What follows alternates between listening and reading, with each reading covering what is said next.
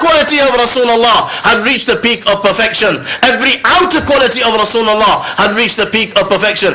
Every inner quality, from his piety to his purity, from his compassion to his mercy. Why else, my young friends, would Rasulullah sallallahu alaihi wasallam, if this was not the case, why else would he forgive the people of Makkah?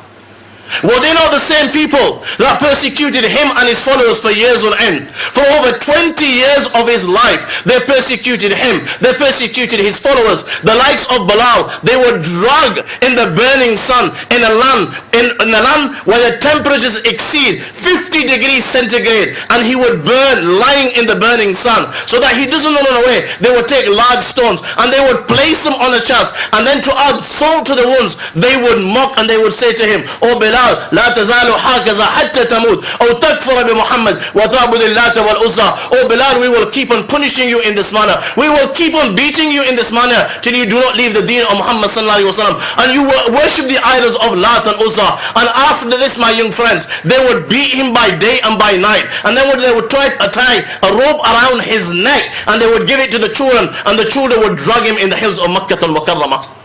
The likes of Khabbab radiallahu ta'ala would be dragged over heaps of smoldering charcoal, and it was the blood and pus that came out of his back that would put out the fire. The likes of Zubair is only an 8-year-old child. They would roll him in a mat, and then they would hang him. They would start a fire beneath so that this child inhales the smoke and chokes to death. The likes of Ammar, they would literally start a fire. They would throw him inside the fire, and when Rasulullah sallallahu alaihi wasallam would see him suffering, tears would flow from the eyes of Rasulullah, and he would console them. Isbiru ala Yasir, fa inna maw'idakum al-jannah. Hang on there, the family of Yasir. Hang on there. Be patient. Your abode is paradise. Allah will elevate your ranks in paradise. So much persecution that they are forced to leave Makkah al-Mukarramah and migrate to Abyssinia. Rasulullah sallallahu alaihi wasallam himself was not spared from verbal persecution. Sahir, Sha'ir, Majnoon, Asatir al-Awwaleen. Oh Muhammad, you are insane. Oh Muhammad, you are a madman. Oh Muhammad, these are just stories that you are made of. From verbal persecution to physical persecution,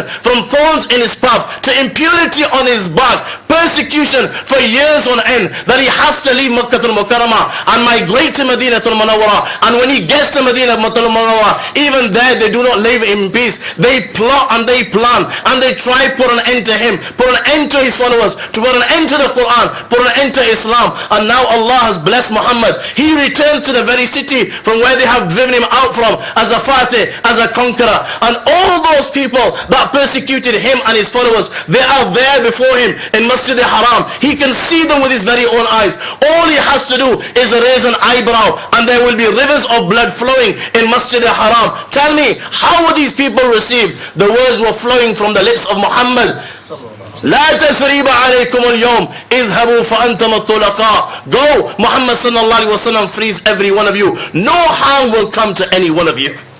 أنا العبد الذي كسب الذنوب وصدته الأماني أن يتوب.